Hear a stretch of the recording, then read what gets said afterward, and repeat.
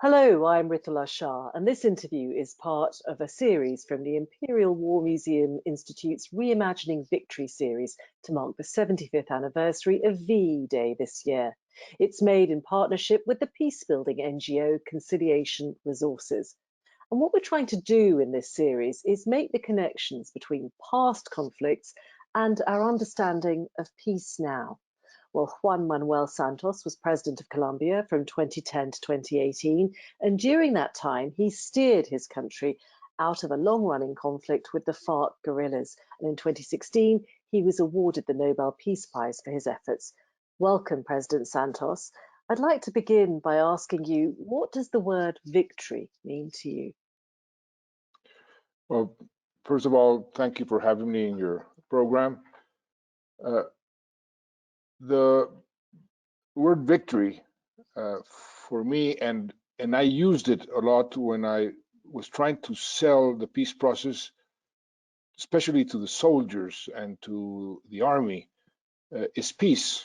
Victory for me is peace. And is there a sense in which it's important, if you're going to persuade people to accept the peace, to see peace and victory as interlinked? Absolutely, yes, because you have to explain the benefits of peace, and you have to explain why you have to consider peace a victory. What are the alternatives to peace? None of them are good. So therefore, by a process of logical conclusion, you then reach the conclusion that the best thing is peace and that victory is peace. Let's talk about the conflict in Colombia a little bit, more specifically, a long-running conflict, one that's been going on since the 1960s. It's complex, it's multi-layered. There are drug traffickers, right-wing paramilitary groups, and communist guerrillas like FARC. And FARC, it was formed originally, I think, to represent the interests of Colombia's rural people, its poor citizens, and it was inspired by the Cuban Revolution. Now, you'd held the post of defense minister before you became president, and you'd taken a very hardline stance against FARC. So what changed your mind? Why did you decide to engage in a peace process? I never changed my mind. I always had peace as my ultimate objective. However, to be able to get to the ultimate objective, which is peace, you need to create some necessary conditions. The conditions to have a successful peace process, they don't emerge out of the blue.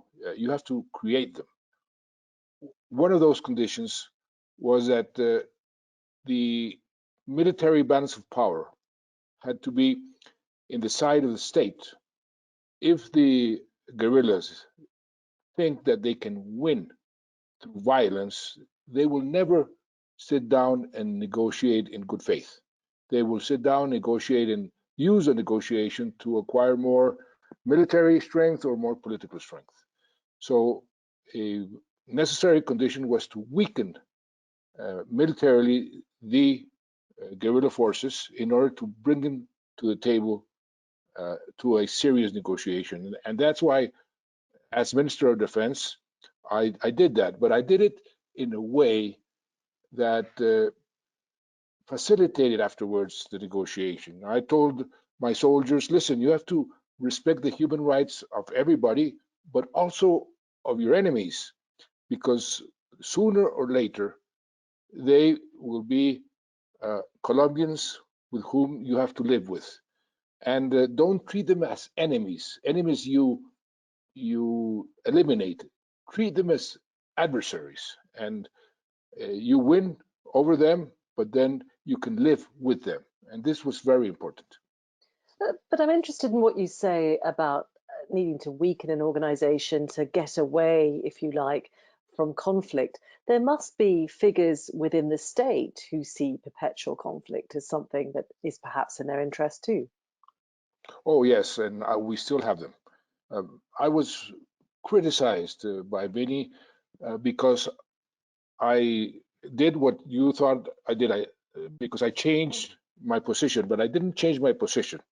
I said to them, I had always, before being Minister of Defense, had always said this conflict has to be ended in a negotiating table. And there were other conditions that were necessary. For example, in today's world, an asymmetrical war needs the support of the region, of the neighbors. And that's why I made peace with Venezuela, with Ecuador. At the time when I arrived to the presidency, we had no diplomatic relations, we had no trade relations, we were at odds with each other. So we also had to create that necessary condition.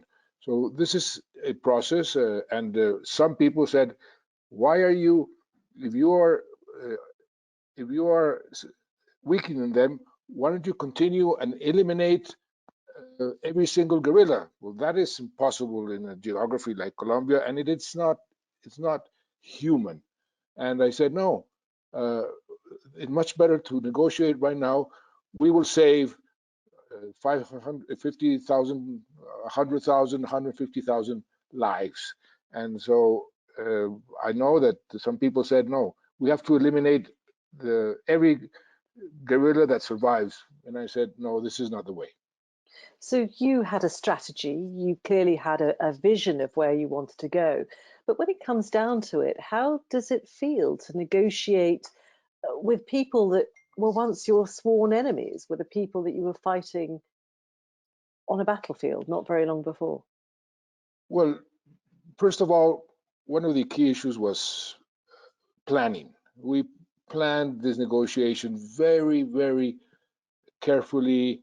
We planned the secret phase where we negotiated the agenda, and then we planned everything to reach a successful outcome. And there's something very simple that I say to the people that ask me this question. You don't negotiate peace with your friends. You negotiate peace with your enemies, with people with whom you've been fighting. That's what you have to understand. And then you have to understand that there are also human beings and that they have their problems and their visions, and that they might not coincide with yours. But then the key is to try to conciliate their visions with your visions and stop killing each other. And that's what we did. You talked about the importance of the neighbours, but what sort of role did outside powers play in all of this? I'm thinking of the USA, Cuba, Venezuela, and so on. Did they help or hinder progress?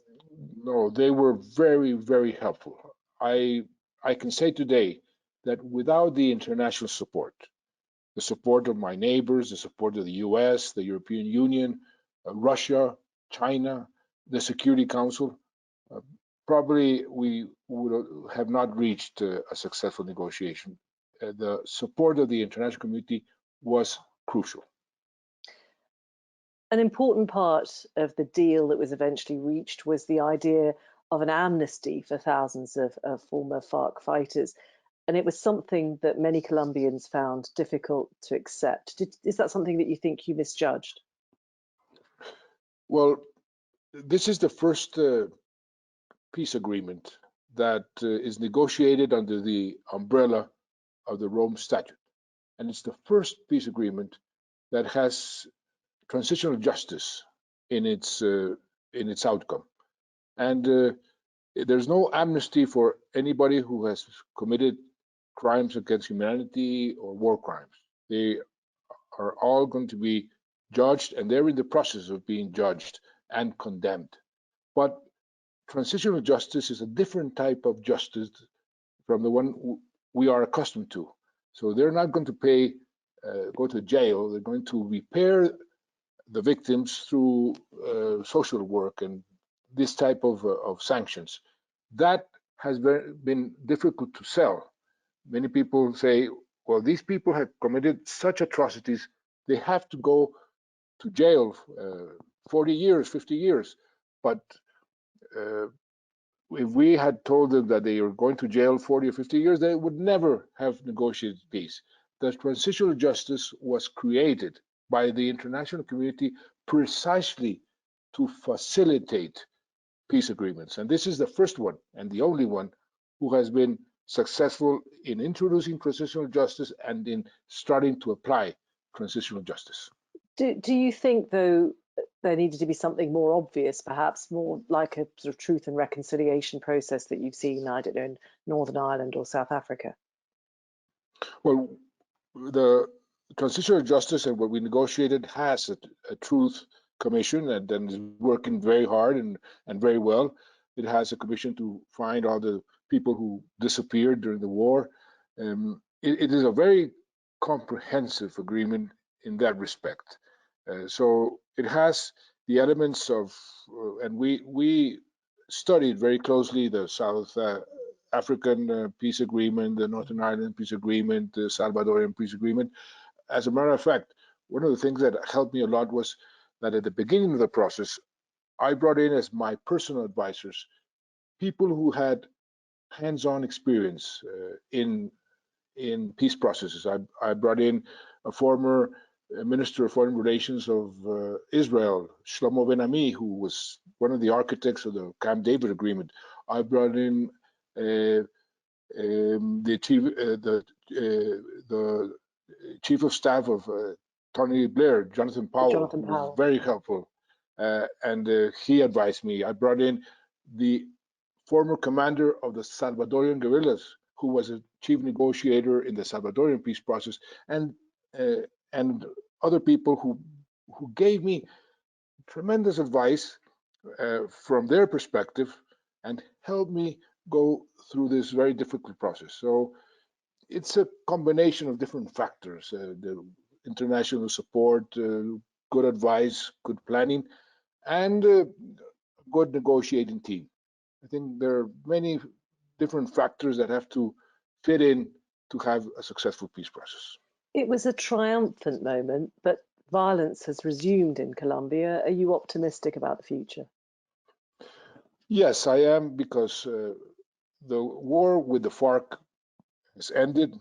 This is an irreversible peace process. These people are not going back to war. All of them, or most of them, are right now complying with the agreement. They are disarmed. And there's a backlash of 15 years of war. There's many wounds that are still open. There's a lot of violence in Colombia still. We have drug trafficking that unfortunately feeds the violence. We have a small guerrilla group that's still operating. So 50 years of war, you don't end the violence from one day to another. But I hope that if the government is more effective in going after the people who are killing, for example, the leaders that are trying to substitute the coca plantations or legal crops, or the human rights defenders who are helping the peasants to claim their land that was taken from them through violence. I hope that if the government is more effective, we will reach a much better situation. But yes, we are living through some violence, and it's a backlash of 50 years of war. President Santos, thank you very much indeed. Thank you for having me.